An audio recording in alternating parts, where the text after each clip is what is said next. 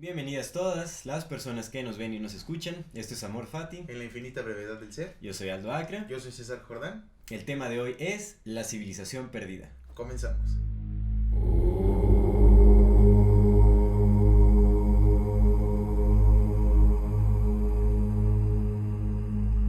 Amigo, ¿cómo estás? Muy Buenas bien, tardes. hermano, ¿cómo estamos? Buenas tardes. Benditos a Dios, bien, Sí, saliendo qué bueno que... con mucha chamba del fin de semana, gracias a Dios, y pues dándole Excelente, hay que seguirle Con como Tokio siempre. Vamos de... Sí, no, de lleno, amigo, de lleno, porque este tema está impresionante. Es un tema muy interesante, la verdad es que a mí me emocionó mucho la investigación, realmente creo que se necesita mucho tiempo para poder indagar a mayor profundidad sobre este tema porque hay muchísimas cosas que estudiar. Creo que se necesita también un amplio conocimiento sobre historia, reconocer bien fechas arqueológicas, sobre pues vestigios sobre todo, ¿no? Sobre historia, sobre astronomía, sobre geografía, o sea, geología, arqueología, claro, sí. Realmente son muchas ramas de conocimiento que se involucran al estudio de este tema, que es justamente esta cuestión de una civilización perdida, ¿no? Lo que es Atlantis o la Atlántida, por ejemplo, que es un mito. Es que hablamos de la civilización perdida. Como ya que te pones a investigar, o sea, todo está conectado hacia esa civilización. Exactamente, Uh-huh. que es importante saber de dónde surge este relato o esta idea. Claro. Porque principalmente surge de yo creo que hemos escuchado todos el relato de la Atlántida de una u otra manera porque se ha popularizado. Sí, a todos nos ha llegado Atlantis, incluso la película en Disney, Hollywood, sí. ¿no? Todo ese asunto, sí. Bueno, han tratado este tema en muchas películas también de ciencia ficción y todo eso. Fíjate que antes de que comiences, Uh-huh. yo recuerdo, te digo que te estaba contando antes de empezar a grabar de estas revisitas como tipo libro vaquero, pero que eran Uh-huh. de novelas y de mitos y leyendas. Uh-huh. Yo recuerdo que en ese entonces yo tenía como 8 años, estamos en el 1998, leí la de la Atlántida porque te digo que venían varias, venía Uh-huh. la que me dijiste, ¿cómo se llama? La de los vestigios que te dije, yo he escuchado de esa, Moquel Bembe, no, ese es un...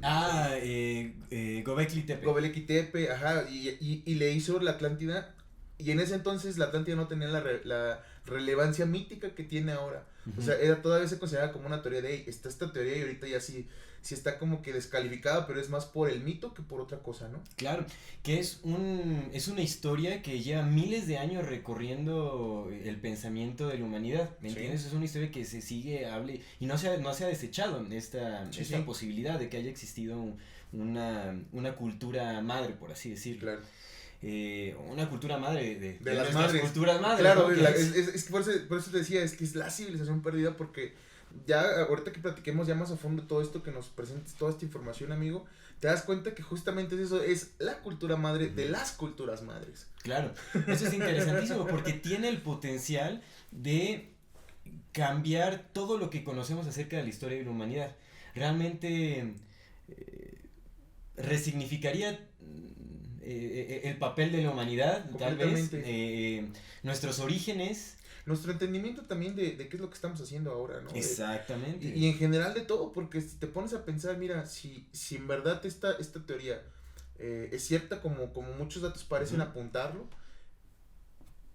¿qué tanto no sabemos, sabes? O sea, si esta que es la civilización madre, que es la que tendríamos que estar apuntando nuestros conocimientos, ¿no? Nuestras investigaciones de, pues mira, y no sabemos un carajo, ¿qué sabemos de nada? Exactamente, que yo creo que eso es a lo que nos llevaría, si es que más adelante hay descubrimientos que ya llevan a confirmar, porque ya hay muchos descubrimientos que sí apuntan hacia esa dirección, hacia la posibilidad de que es una realidad. Son demasiadas casualidades para ser una gran casualidad. Exactamente, claro. Es imposible de ignorar. Sí. ¿No? De hecho creo que hay una gran responsabilidad de la ciencia moderna de indagar con mayor profundidad y también abrirse un poco a esta idea, porque las personas que han propuesto esta teoría y que la han investigado a profundidad, con seriedad, nada de charlatanería, sí, sino claro. Científicos de primera o investigadores de primera. Fuentes Carlos Trejo.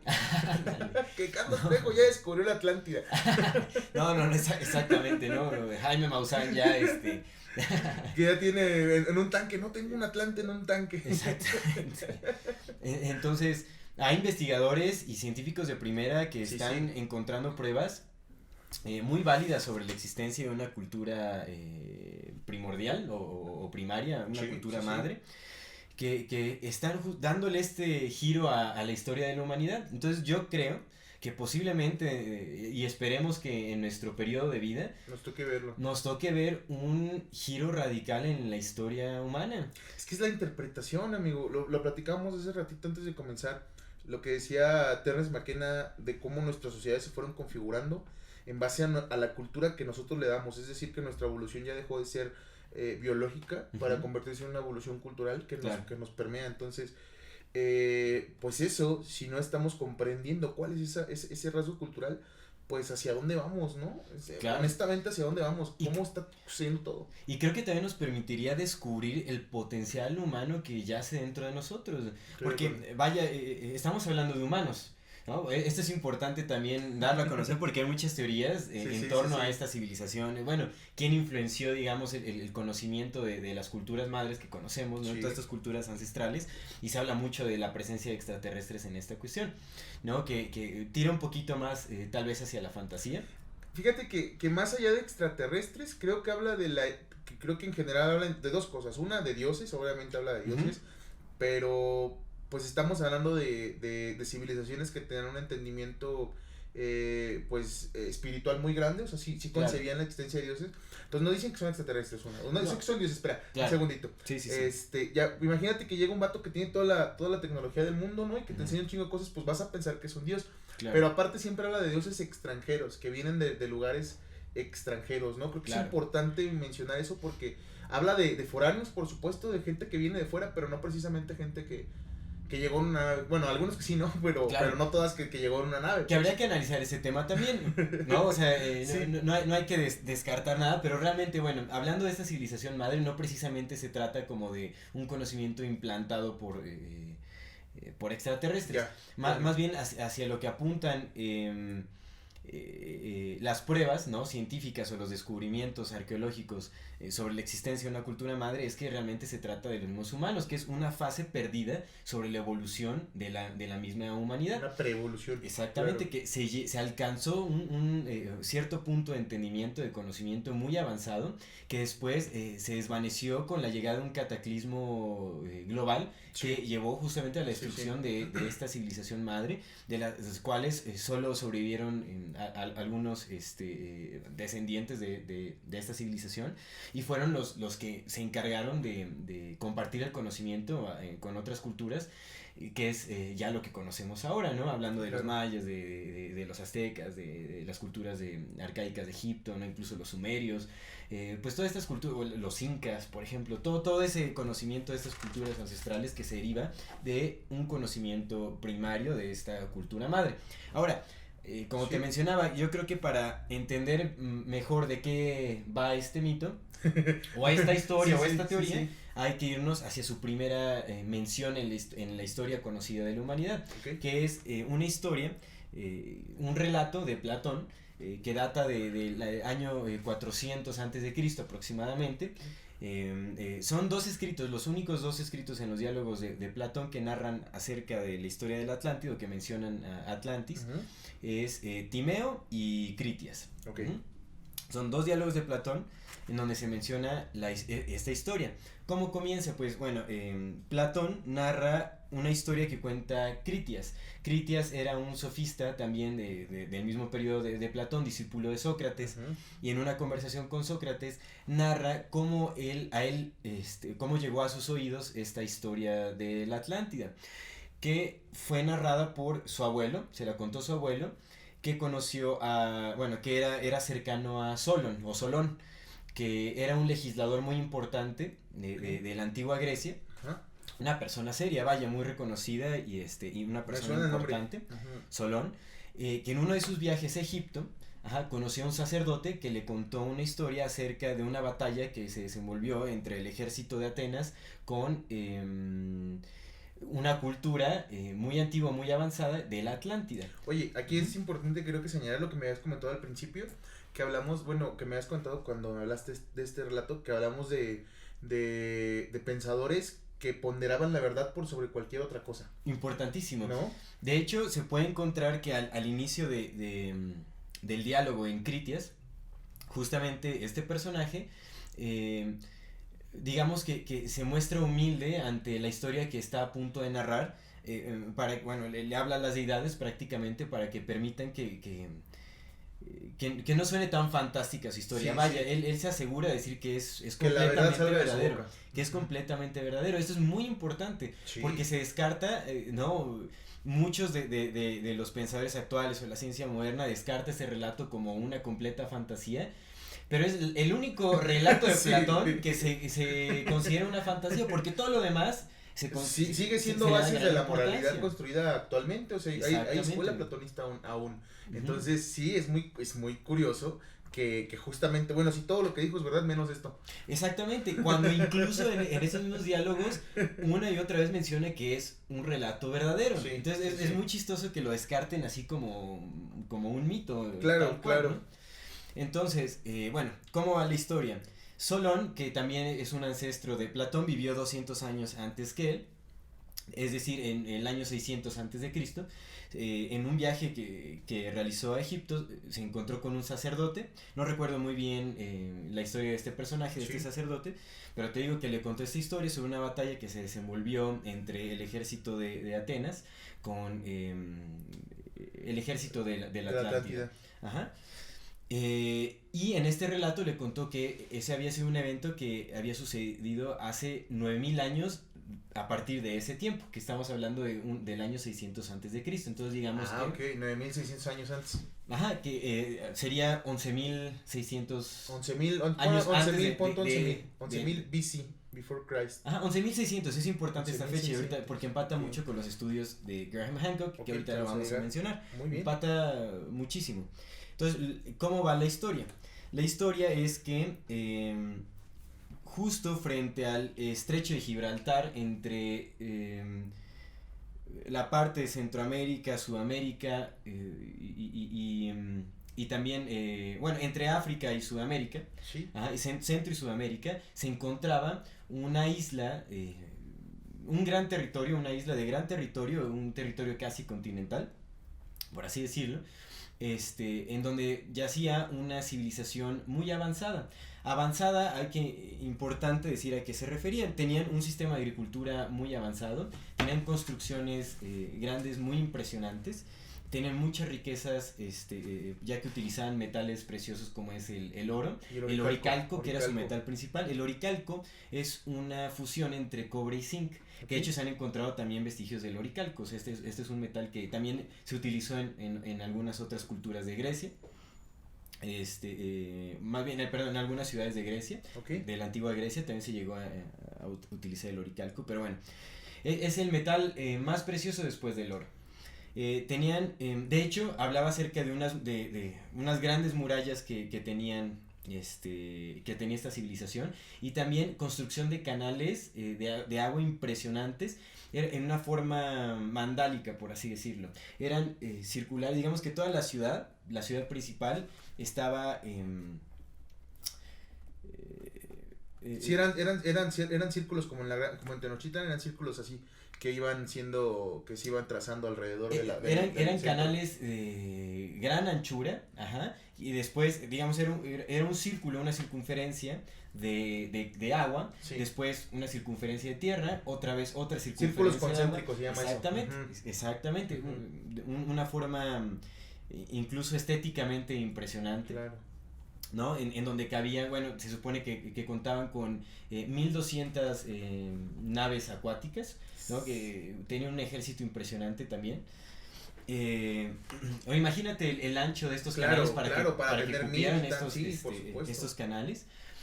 Tenían, un sistema de agricultura muy avanzado que les proveía alimento en abundancia. Claro. De hecho, en los diálogos de Platón, justamente en el relato de Critias, describe completamente cómo funcionaba su civilización.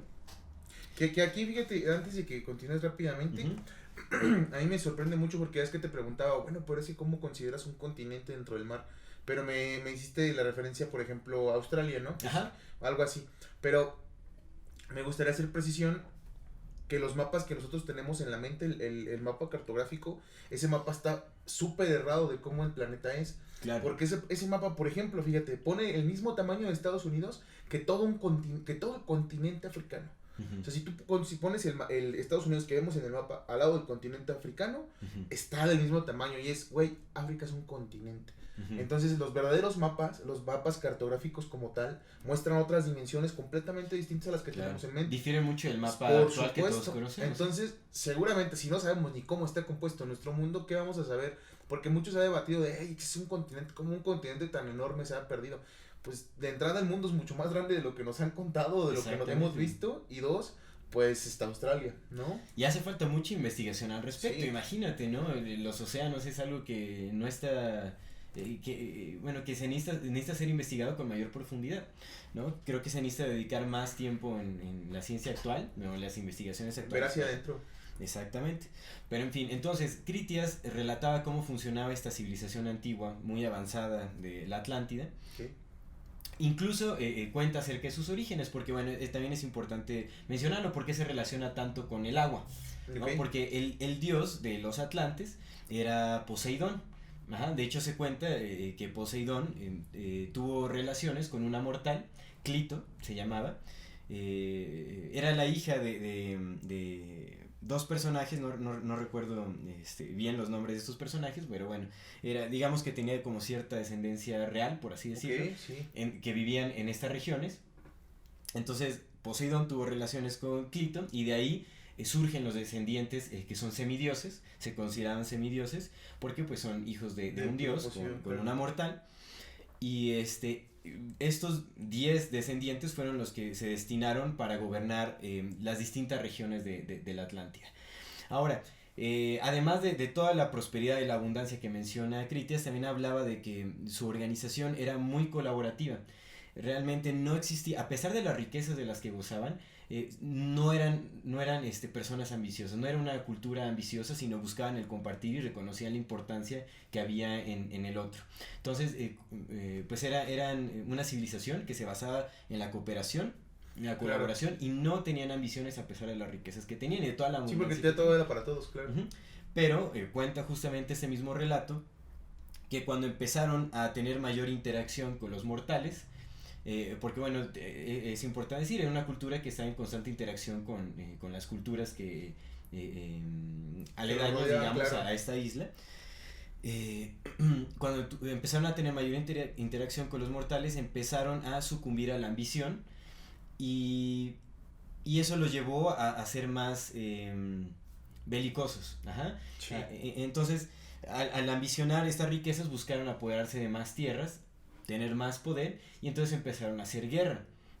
Que fue justamente lo que desencadenó esta guerra con el imperio antiguo griego, con el ejército de Atenas. Sí. Ajá. Entonces cuenta esta historia que, bueno, hicieron guerra con muchas poblaciones, en las cuales ganaron, pero cuando llegaron a encontrarse con el ejército de Atenas, que en ese entonces era el ejército más poderoso, perdieron esa batalla. Por eso es que fue un relato tan sonado en Grecia, me imagino. Porque bueno, tiene una gran relevancia. Y lo que cuenta también este relato es que los dioses decidieron desencadenar un castigo hacia los atlantes justamente por la pérdida como de su integridad, por su ambición, y sucumbir a la ambición, ¿no? Entonces, de hecho, justamente cuando va a narrar qué es lo que le dijo Zeus, ¿no? El dios principal de los griegos, reunió a todos los dioses para justamente decir, decretar cuál iba a ser el castigo. Ajá. Justo cuando va a narrar Zeus, cuando se comienza la narración de lo que Zeus le iba a decir a los dioses, se pierde el texto. Ahí se detiene el texto, realmente no se sabe casualmente, ¿no? Qué pasó, se detiene, claro. Exactamente, ahí se detiene el texto.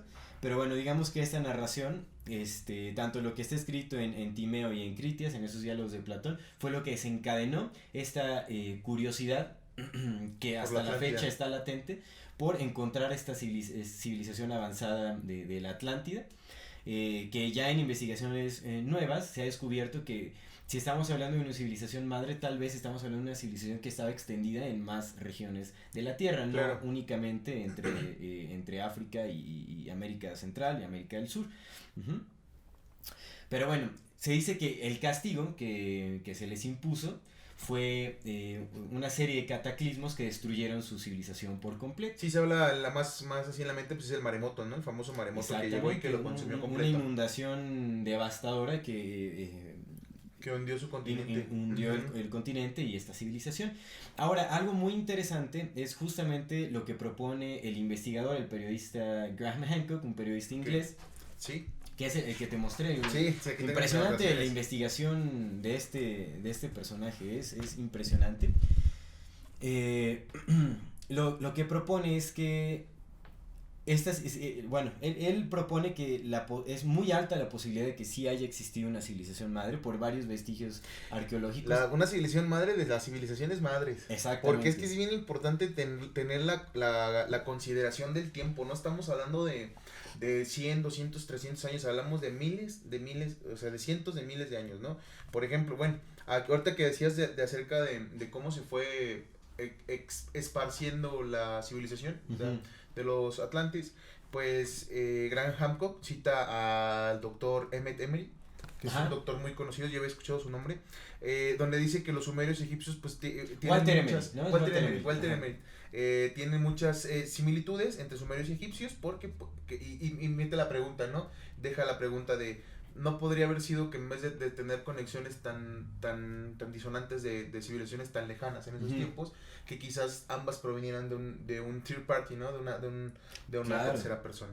Exactamente, porque son similitudes que no solo se comparten, digamos, un ejemplo es el arcaico Egipto y los sumerios, pero realmente también hay vestigios, por ejemplo, de la cultura de los olmecas en el Golfo de México, que también está en el Golfo, ¿me entiendes? Sí. Y se habla de que justamente algunos sobrevivientes de este cataclismo global, sobrevivientes de la civilización de la Atlántida, se expandieron en distintas regiones del mundo y compartieron este conocimiento cuando buscaban que resurgiera su cultura. Ahorita que mencionas esto, me gustaría hacerte un comentario a ver qué opinas, ¿no? A ver qué piensas.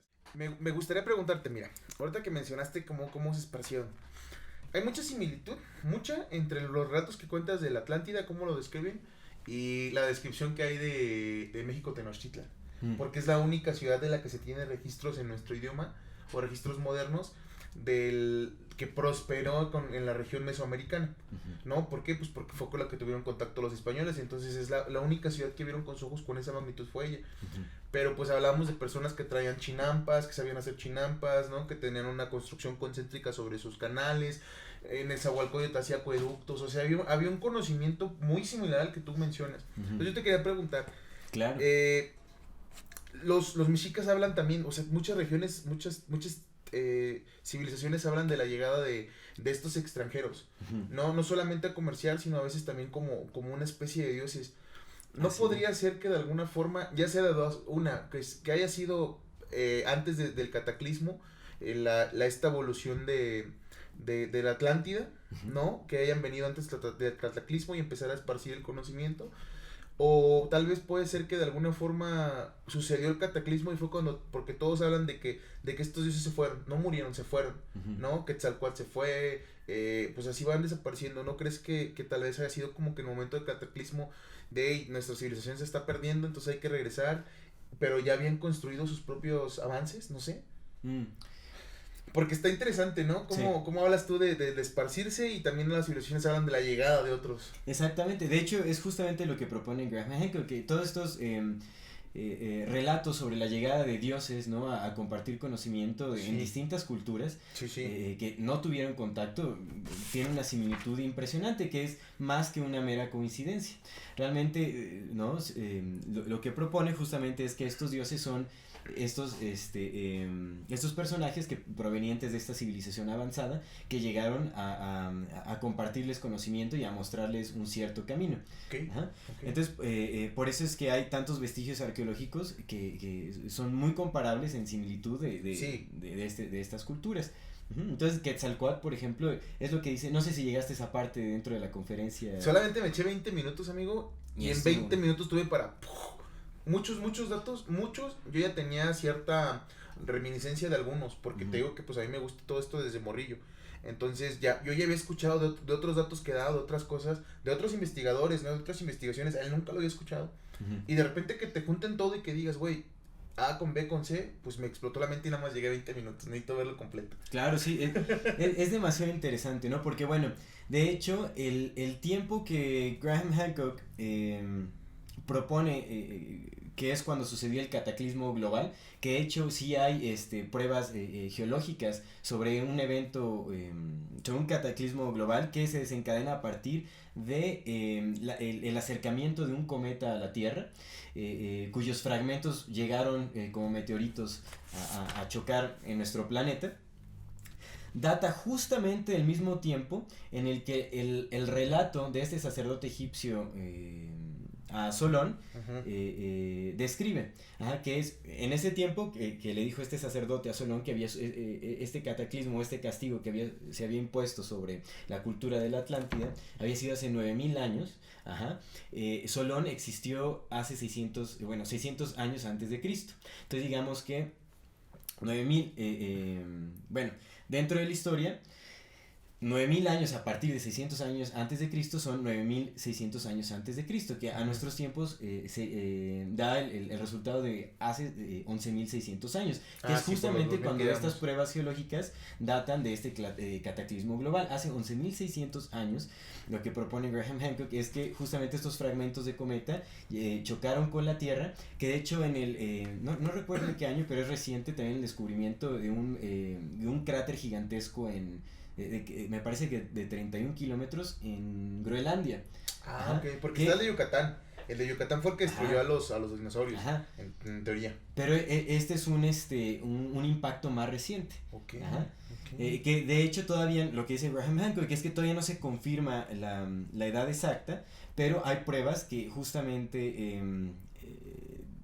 se dirigen, ¿no?, hacia la teoría que él propone, ¿no? Entonces, cuando sucedió este cataclismo, lo que sucedió es que se derritieron los polos, capas de hielo grandísimas que estaban en los polos de la Tierra, lo cual incrementó también la temperatura. Digamos que hubo un cambio climático que generó muchísima inestabilidad. Lo cual incrementó justamente los niveles de agua en la Tierra, dejando inundadas grandes partes que antes no estaban cubiertos por el agua, sino grandes pedazos de tierra, incluyendo lo que pudo haber sido la Atlántida. Y de hecho esto también causó lo que se le llama en inglés The Younger Dryas, que es como una mini era de hielo. Que estamos en una mini era. Lo que sucedió es que cuando impactaron estos meteoritos en la Tierra, grandes cantidades de polvo llegaron a la atmósfera de la Tierra, lo cual previno que los rayos del sol pegaran directamente en grandes partes de la Tierra, y eso generó una mini era de hielo. Entonces, y esto empata, justamente este cataclismo empata con el tiempo del relato en los diálogos de Platón. Que fíjate que todo esto que mencionas, obviamente estamos encontrando vestigios geológicos, ¿no? Que demuestran todo esto que creías no es como tú lo creías, son más antiguos. Pero a mí me da mucha, pues no risa, pero sí me da mucha curiosidad cómo la ciencia es un dogma, no es dogmática. La ciencia se convirtió ahora en lo que siempre negó de la religión, ¿no? De esa cerradez. Y la ciencia actual, o sea, lo que nos venden como ciencia es, si no es como yo te digo, entonces no existe y estás tonto. Y es de, ¿no? A ver, estamos encontrando nuevos vestigios de que la historia es distinta, pero siempre los hemos tenido. Terence McKenna habla justamente, lo hablamos hace rato, de la configuración del ser humano actual en base a su carga cultural en vez de su carga genética, ¿no? Propone esta teoría donde el ser humano, a través de su propia evolución mediante el lenguaje y la construcción de sus estructuras sociales, culturales, se ha sacado de alguna forma de la selección natural, y entonces empieza a hacer un cambio epigenético, modificando su interior de acuerdo a lo que piensa y a su psique general, ¿no? Si esto es así, entonces nos debemos por completamente a nuestra cultura, ¿no? Nuestro desarrollo como seres humanos actuales es gracias a nuestra cultura. Y sin embargo negamos lo que la cultura dice. ¿Por qué? Porque esto del Caín cataclismo solamente lo dice la Biblia. O sea, no solamente es no dice la Biblia, lo dice, por ejemplo, la leyenda de la épica de Gilgamesh, la leyenda de los 5 soles que apenas leíamos. El cuarto sol fue destruido por agua, de los hombres pez, ¿no? Sí, hasta hacíamos la comparación, los hombres pez, los hijos de Poseidón. Muchas culturas, estas son las tres como más a la mente, pero hay muchas culturas donde están diciendo hubo una pinche inundación enorme y tiene mucho sentido, porque ¿qué es lo que están diciendo que va a pasar simplemente con que suban 4 grados la temperatura de la Tierra? Los polos se van a derretir y lugares como Veracruz van a desaparecer. Entonces, si nada más con 4 grados, claro, si cae un cataclismo donde la temperatura se suba a 10 y de repente se derriten 2,000 millones de kilómetros cúbicos de agua, pues ¿a dónde se va a ir esa agua, no? Claro. Y creo que tú una vez me comentabas justamente, no sé si fue, creo que sí fuiste tu amigo, que se han encontrado conchas de moluscos, vestigios de animales marinos en montañas. No, eso sí no. Pero esa yo la sé, la voy a traer investigada para el que sigue, pero sí lo sé, o sea, estoy consciente de que y que yo decía, no mames, ¿sabes? O sea, sí también, pero ya después te vas dando cuenta en que dices, ok, tiene mucho sentido que este tipo de fósiles hayan llegado a lugares donde no deberían estar cuando hubo una inundación general, ¿no? Sí, así es. De hecho, también esto empata un poco con las investigaciones de John Anthony West, que él se dedicó al estudio de la cultura egipcia, y él investigaba en la Esfinge que hay rastros de erosión que data de hace 40,000 años, incluso, bueno, que quiere decir que pasó por un periodo en contacto con agua por muchísimo tiempo, lo cual dejó estos rastros de erosión.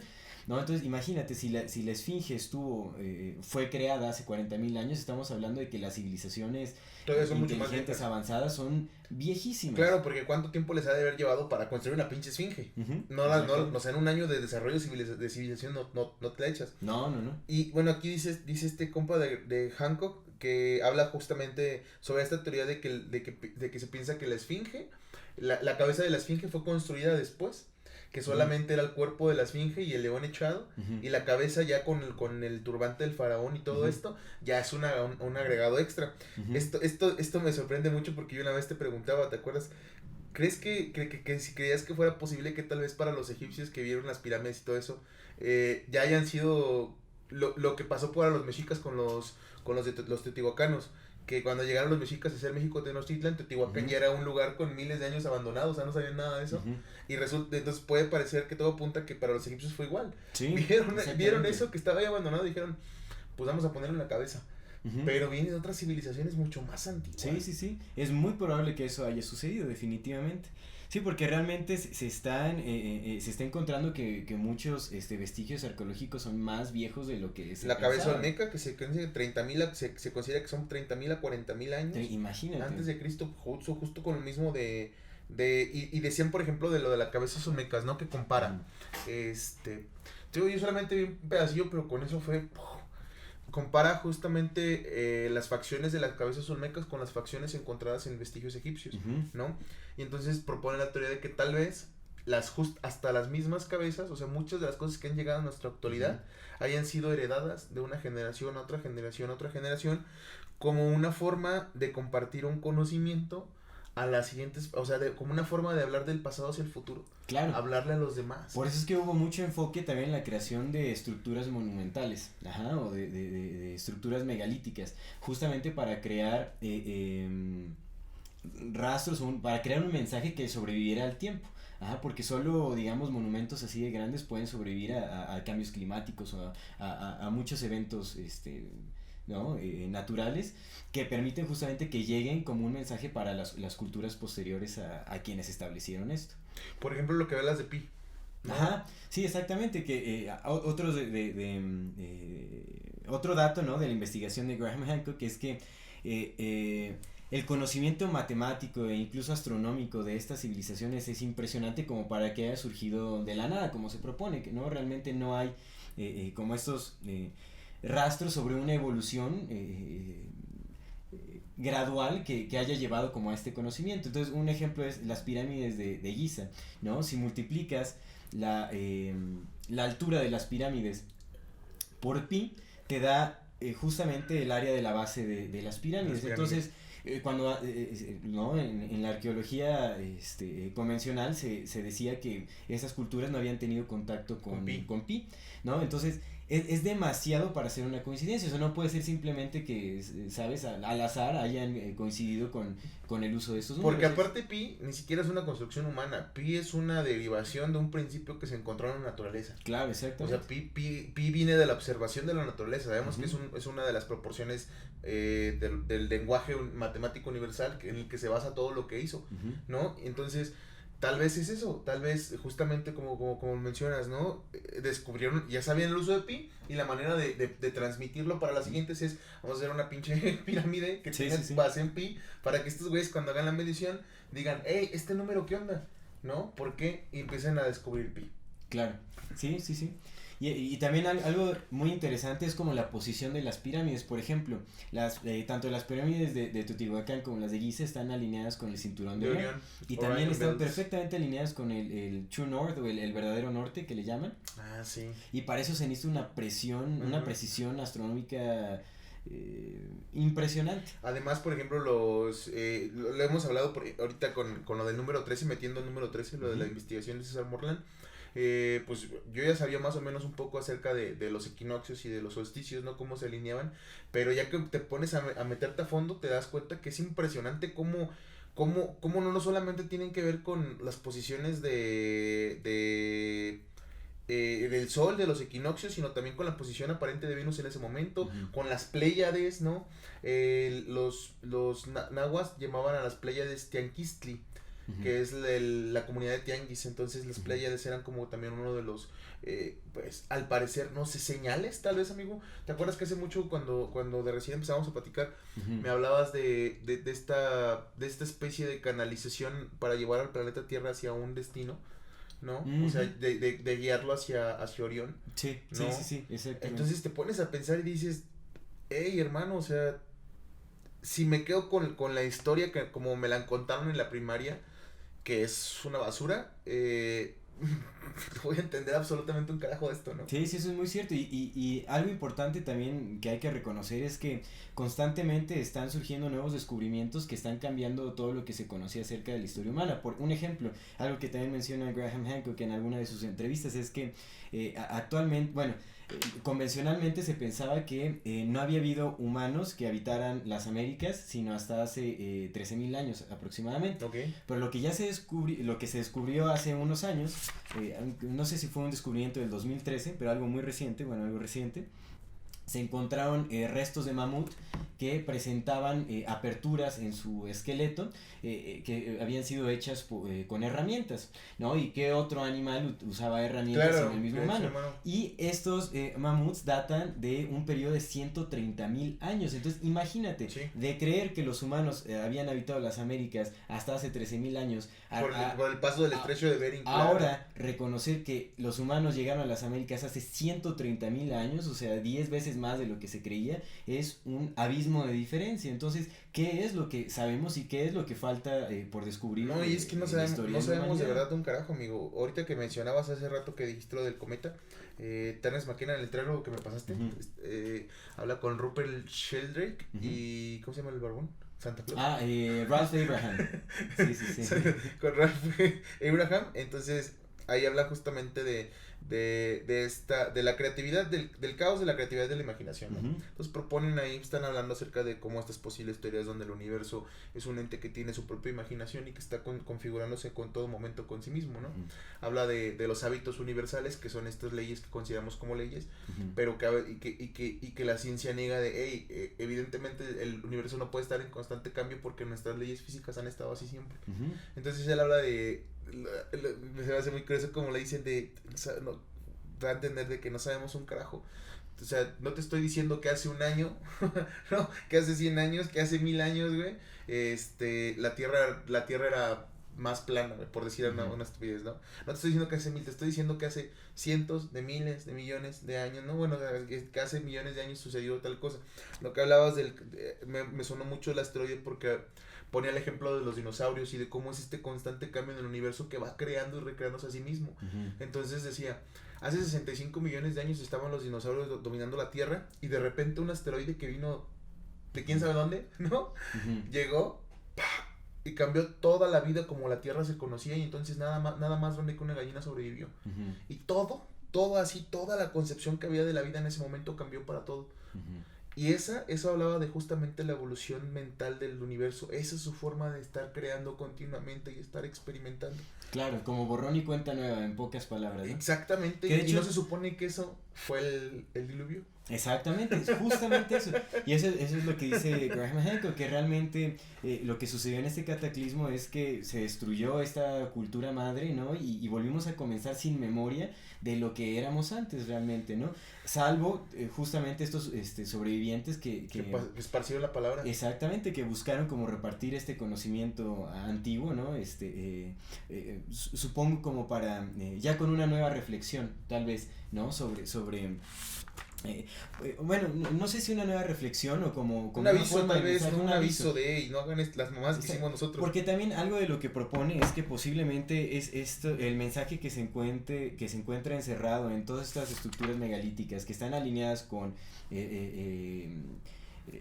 ciertos astros o que tienen ciertas alineaciones astronómicas, buscan también predecir como una fecha en la que probablemente se vuelva a repetir un cataclismo o un evento muy similar al que destruyó esa civilización. Entonces, como una manera de prevención, como miren, eso puede suceder. Claro, y está conectado contigo que esta investigación del número 13, de las trecenas que ya hemos platicado, ya después haremos la presentación especial.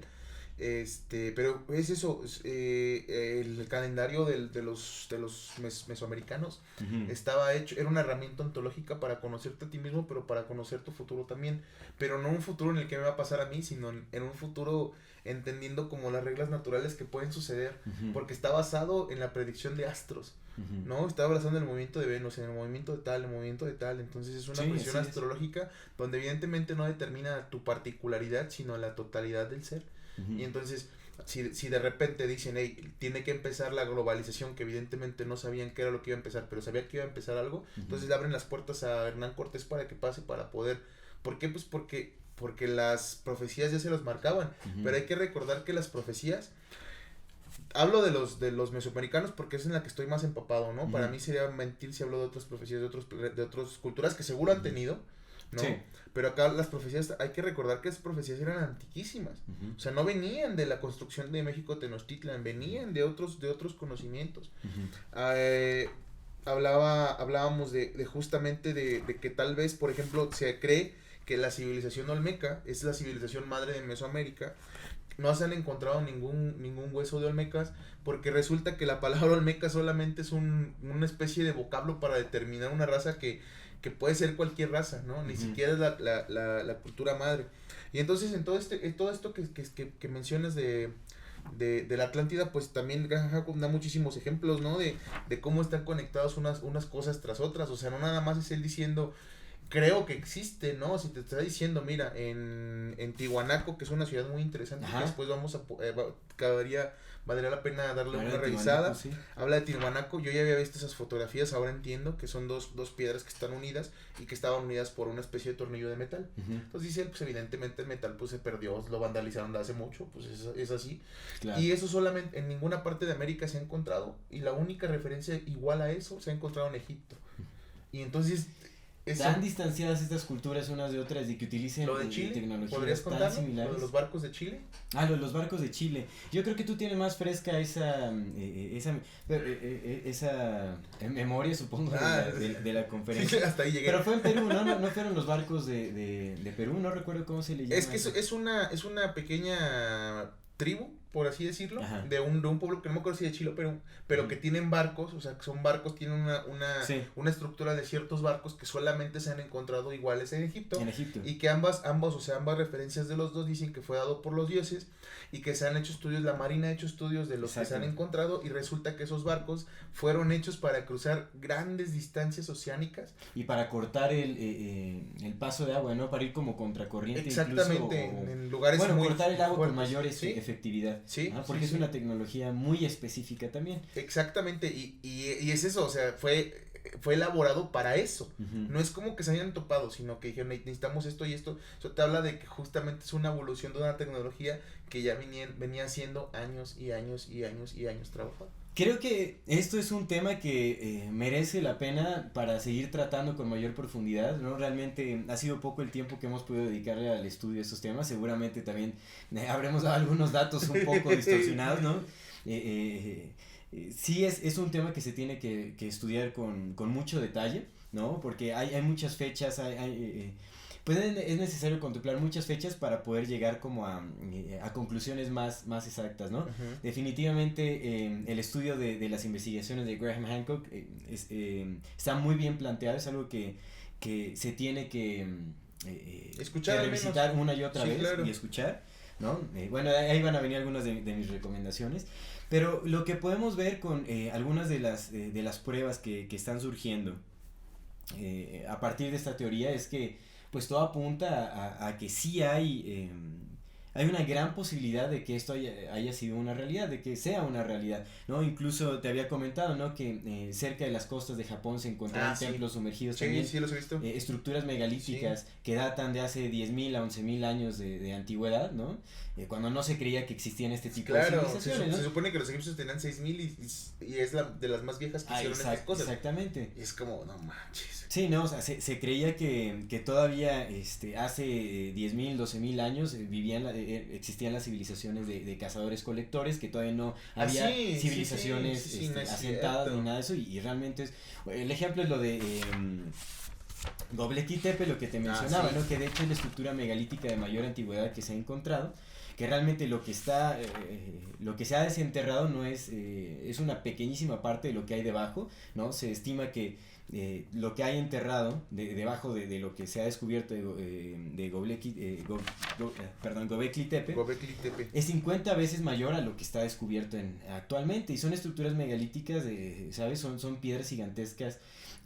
Para que se den una idea, es 3 veces más grande que el Stonehenge, ¿no? Que el Stonehenge data como de 3.000, 4.000 años de antigüedad. Pues bueno, Göbekli Tepe data de 12.000 años aproximadamente, ¿no? Sí, no, son cosas porque, por ejemplo, mira, pues, estaba revisando aquí mi libreta que lo que mencionábamos del Homo erectus, que se cree que es de 1.4 millones a 500.000 años, ¿no? Que fue que estamos hablando que el Homo sapiens empezó a poblar estas tierras, según lo que se cree, como hace 200.000 años, ¿no? Claro. O sea, pero pues en verdad, ¿qué es? O sea, ¿de qué estamos hablando? Y ya nada más para mi parte, o sea, como que hablar de esto. La biblioteca de Alejandría, porque la menciona, y me acuerdo mucho de la vez que platicamos de todo lo que se perdió, ¿no? Sí. Estábamos hablando de que siempre ha habido conocimiento, sí ha habido conocimiento, pero el conocimiento siempre ha sido atacado por alguna razón que no conocemos, y siempre se ha pretendido que el ser humano no sepa nada, Sí. ¿no? Hubo una cosa que se llamó como acto de fe, el acto de fe de Maní, que fue en Yucatán, y fue donde el obispo de Landa quemó también cientos y cientos de códices con miles de años de historia, amigo. O sea, y en verdad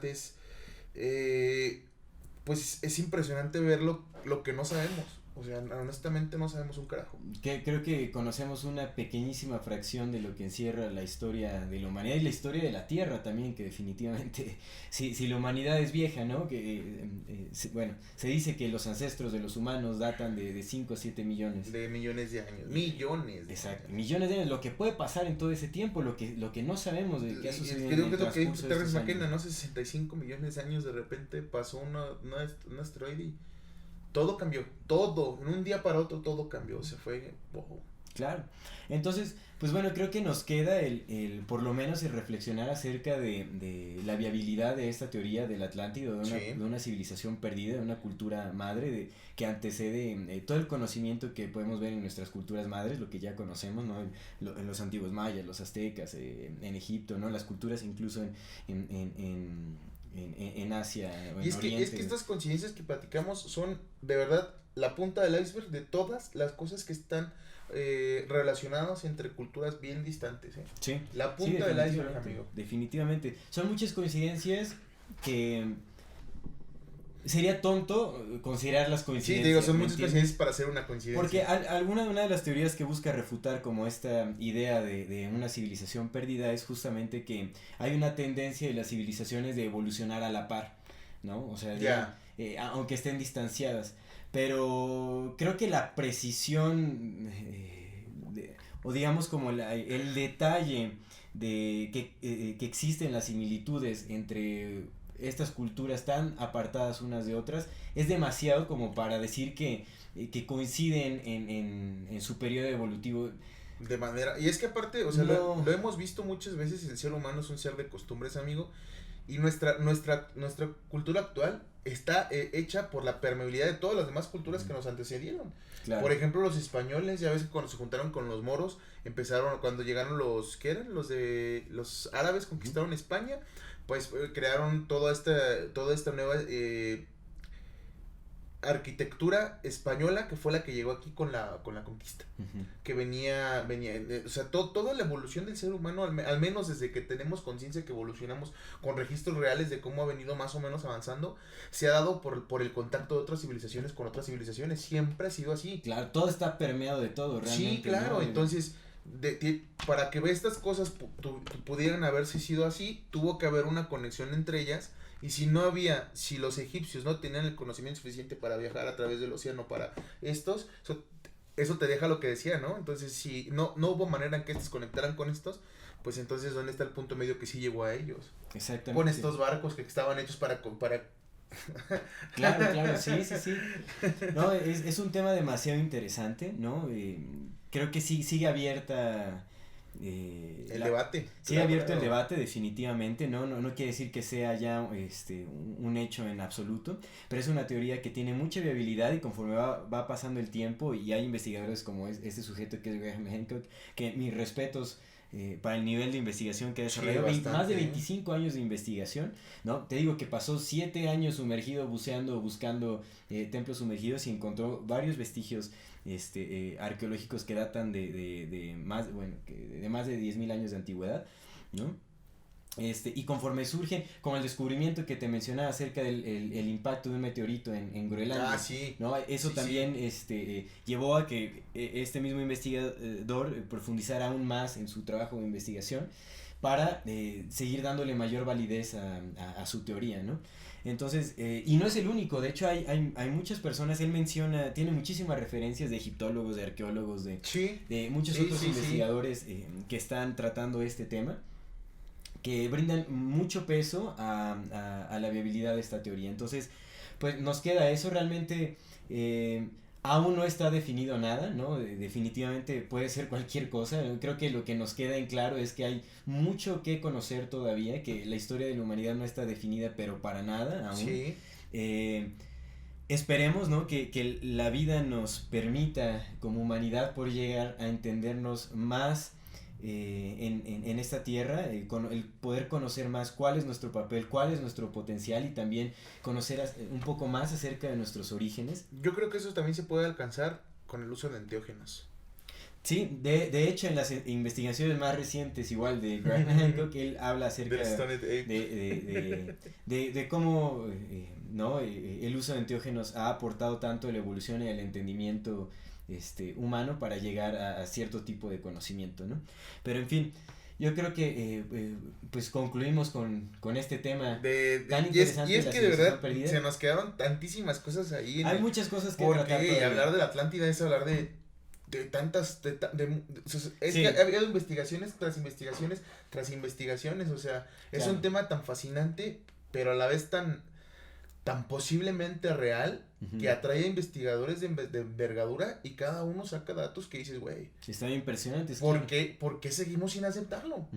Sí, yo creo que más bien, para concluir, esto más bien es como una puerta de entrada para tratar más adelante el tema con mayor profundidad. Claro. Y hablar ya específicamente de Göbekli Tepe, por ejemplo, hablar de Tiwanaku, Nos faltó el mecanismo de antiterra, esta civilización que te digo que parece que cayó una bomba atómica, siempre se me olvida el nombre. Pero ya. Vamos claro. Avanzando, amigo. Vamos avanzando y bueno, pues eso, ¿no? Nada más queda abierta la puerta para seguir tratando este tema. Esperemos que en próximos episodios podamos seguir hablando de también que esta civilización perdida. Que si nuestra audiencia tiene algo que platicarnos, que contarnos, ¿no? Algo que les gustaría que investigáramos con mucho gusto, siempre tratamos de irnos a buscar cosas que en verdad probablemente hayan sucedido, ¿no? O claro. sea, podamos ver de dónde viene la sustancia. Que tengan viabilidad, ¿no? Claro, que podamos sacar datos como todo Y algo importante, tampoco nos jactamos de ser los grandísimos investigadores, realmente esto lo hacemos como por pura pasión, por amor al conocimiento, al entendimiento. Seguramente. Justamente desde lo que hablamos en los primeros no hemos pasado 7 años navegando, buscando esas cosas. ¿no? Sí, claro. Solo traspasamos, ¿no? El conocimiento de otras personas que sí se han dado a esta tarea, sí. ¿no? Tal vez lo hacemos un poco ahí medio campechano, pero hacemos el intento realmente. Y aparte también lo que pasa es que muchas de esas cosas vienen en inglés, porque claro. no se han tomado el tiempo para traducirlas, que creo que será una bonita empresa, por llamarle algo, para la editorial, ¿no? O sea, ir pensando tal vez en algún momento buscar la forma de traducir este tipo de investigaciones, claro. O algo así. No, porque de hecho vi una traducción de un libro de Graham Hancock que se llama Es por el que se conoce más, que es Huella de los Dioses, una editorial Milenio, puta, se veía horrible. De hecho lo encontré en una librería de libros usados, de segunda mano, pero dije, no lo voy a comprar porque realmente se veía muy malo, y como hablábamos anteriormente, creo que leerlo en el idioma sí, claro. Original del autor es lo bueno. Obviamente, digo yo, no, el otro idioma aparte del español que conozco es el inglés, ese sí lo pueden leer. Sí, hay que leer con investigadores en inglés. Tampoco sé todo eso, ¿no? Pero si se puede, hay que hacerlo, entonces. Sí, bueno. Y eso, pues que parte la base para la investigación. Nuestra audiencia, muchísimas gracias como siempre por escucharnos, ¿no? Por estarnos escuchando, pero igual si tienen algún tema o algo que quieran comunicarnos, con muchísimo gusto, ¿no? Ahí déjenos en los comentarios. ¿Te parece si pasamos a...? Vamos a tu dato curioso, pues ahora no tengo dato curioso, pero traigo una joyita que encontré, 2 joyitas. Una, mi playera que traigo hoy, que compré por 40 pesos, es una playera de segunda mano, y yo estoy encantadísimo porque jamás me hubiera imaginado poder comprar una playera de mi tamaño, porque soy muy grande, en 40 pesos, que me quedara, que me gustara, y ¿sabes? Entonces, claro. Te lo decía el sábado. La magia de las compras de segunda mano. Sí, amigo, de lo que te decía es que tiene que ser así, o sea, no puedo ir por la vida diciendo, no, sí, vamos a ayudar a los demás y estar gastando a lo pendejo en Walmart, en todos lugares que no necesitan mi dinero, ¿no? Claro. Entonces, es una forma de reactivar. Y la segunda, pues, igual aquí en Casa Maslow hubo un pequeño barcito y encontré esta joya, Women in the 19th Century. Es un estudio pues más bien es una colaboración con el Museo de Orsay en Francia. Tienen algunas piezas y lo que hicieron fue una investigación acerca del papel femenino en el arte del siglo XIX, 1800-1900. Entonces vienen la reproducción litográfica de algunas de sus piezas más emblemáticas. Son artistas pasados de lanza, viene Manet, viene Edgar Degas, Honor Daumier. Entonces todas son, bueno, cada una Van Gogh también viene. Sí, viene Van Gogh. Es muy curioso este libro, me gusta mucho porque trae un librito que se viene acompañado. Entonces en ese librito viene como una especie de, vienen 2 ensayos, uno hecho por, ambos son mujeres, Linda Nochlin y Joel Bullock.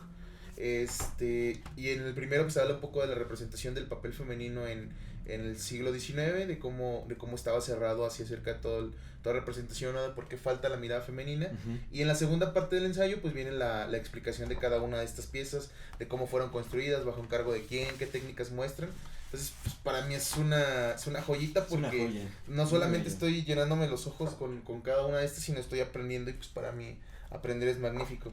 Por ejemplo, esta es de Renoir, de Pierre-Auguste Renoir, ¿no? Y déjame mostrar rápidamente la de Van Gogh, es que las estaba acomodando, porque digo que la estaba leyendo, porque la de Van Gogh es muy curiosa. Este es Van Gogh. Se llama The Woman of Arles. No sé si, a ver si se alcanza a ver un poquito. Es Van Gogh, y es curioso porque pues, no parece un Van Gogh, ¿no? Yo estaba acostumbrado a La Noche Estrellada y todo ese tipo de arte de Van Gogh, y pues resulta que también pinta otras cosas, y pues está bien interesante. Sí. Y está bien bonito mi libro, y todavía no lo he acabado, lo voy a terminar, y ya, ese era mi dato curioso que quería compartirles. Vamos a las recomendaciones. Las recomendaciones, amigo. Pues yo definitivamente lo que quiero recomendar es también, para que no se queden con lo que les estamos diciendo y quieren también investigar los autores que mencionamos aquí en el podcast, en estos episodios, pues les recomiendo muchísimo estudiar al periodista inglés Graham Hancock. Les vamos a poner en la descripción del video varios enlaces hacia algunas conferencias que tiene en YouTube o algunas entrevistas que también se le han dado que pues brindan mayor profundidad a este conocimiento. Sí, las entrevistas más recientes y más profundas yo creo son con Joe Rogan, porque ahí se extienden hasta 3 horas en conversación, y Joe Rogan la verdad es que es un entrevistador inteligente, entonces hace buenas preguntas e incita a ¿sabes? Como a destapar más conocimiento. Fíjate que hay un vato que a mí me lo sigo, me gusta cómo presenta su contenido, se llama Roberto Martínez. Tiene un podcast con un güey que se llama Jacobo Wong, y ese vato del Roberto Martínez también menciona mucho Joe Rogan como una de sus inspiraciones. Qué chévere. Sí, y me acuerdo siempre, mira, ese es el vato que le gusta es un compa inteligente, la verdad, okay. Joe Rogan. Pero bueno, en fin, entonces les vamos a poner como recomendación el enlace a ciertas conferencias y entrevistas de Graham Hancock, en donde van a poder indagar más sobre este conocimiento de la civilización perdida. Y también les voy a recomendar, yo aún no leo estos libros, ¿no? Pero si les interesa también estudiar, yo estoy por conseguirlos, la verdad es que yo estoy viendo en dónde poder adquirirlos. Tiene 2 libros muy interesantes que justamente hablan sobre este tema. Uno es Huella de los Dioses y el otro es Magos de los Dioses. Fingerprints of the Gods y Magicians of the Gods. Estos 2 libros, ¿no? Es como... Ese segundo, hasta el título ya me imagino que va a hablar de chamanes y todo eso. Exactamente, sí, ya está más pasado. Entonces, búsquenlos. Les digo, yo no los he leído, pero creo que puedo recomendarlos sin titubear, porque definitivamente sí he indagado acerca de las investigaciones. Y es que la conferencia que me mandaste es una conferencia acerca justamente del libro, ¿no? Exactamente. Entonces, pues búsquenlo, investiguenlo también para que no se queden ahí con las dudas, y también investiguen las referencias que da este personaje, este periodista inglés, porque da muchísimas referencias sobre en qué basa sus investigaciones, y obviamente son científicos de primera, no son ningún charlatán y ¿sabes?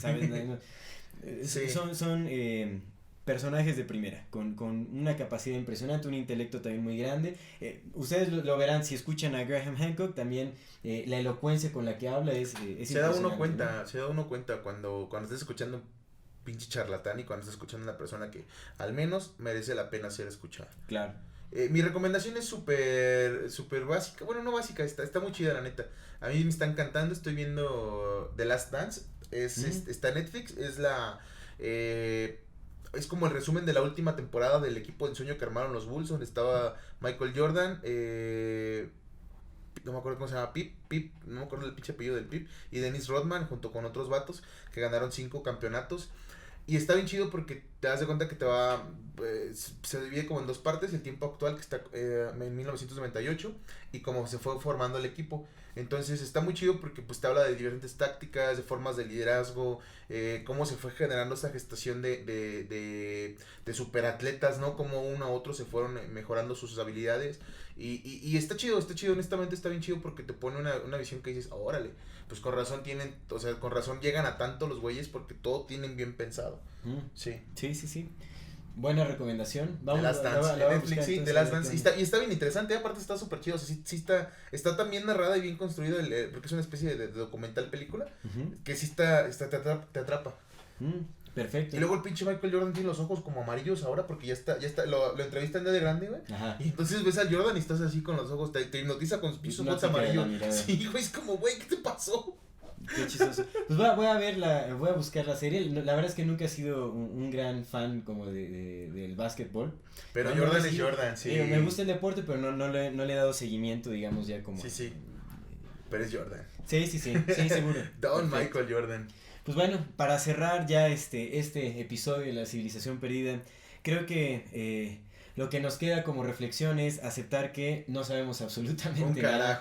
Nos falta muchísimo por aprender, pero creo que es importante que permitamos que haya apertura también en nuestras mentes sobre distintas posibilidades en nuestra historia, ¿no? Porque podrían significar demasiado, ¿no? Justamente el poder descubrir que nuestro potencial es mucho más grande de lo que hemos conocido. Digo, ya de por sí las culturas ancestrales de las que nos derivamos todos, nuestras culturas. Ya sabían tantas cosas. El poder saber o entender que también hubo una civilización que lo abarcaba todo, que unificaba todo este conocimiento, es muy importante también porque creo que tiraría mucho también nuestras banderas, sí. ¿no? El reconocernos como una humanidad más que como naciones divididas por fronteras, podríamos conocer el potencial humano unificado. Sí. Y eso tiene una gran significancia, entonces creo que es importante permitir, ¿no? Que este tipo de permitirnos el darle viabilidad a este tipo de teorías. Entonces, sí, permanezcamos con la mente y el corazón abiertos. Obviamente, busquemos y aprendamos a discernir de quién es un charlatán y quién no lo es. Pero si hay personas que se están tomando el tiempo de hacer investigaciones a tanta profundidad y nos están dando desinteresadamente este conocimiento, hay que recibirlo. Porque sí, quién sabe cuántas personas vaya a ver así. Escuchar siempre es bueno. Pues muchísimas gracias a ustedes que nos están escuchando. Si se pueden suscribir, suscríbanse. Si nos ayudan con un like, se los agradeceremos bastante. Compartiendo el contenido también nos ayudan muchísimo. Un comentario también es de verdad para saber qué les está pareciendo. Y pues, amigo, esto es Amor Fati. Muchísimas gracias. Esto es Amor Fati. En la infinita brevedad del ser. Gracias. Muchas gracias. Hasta la próxima.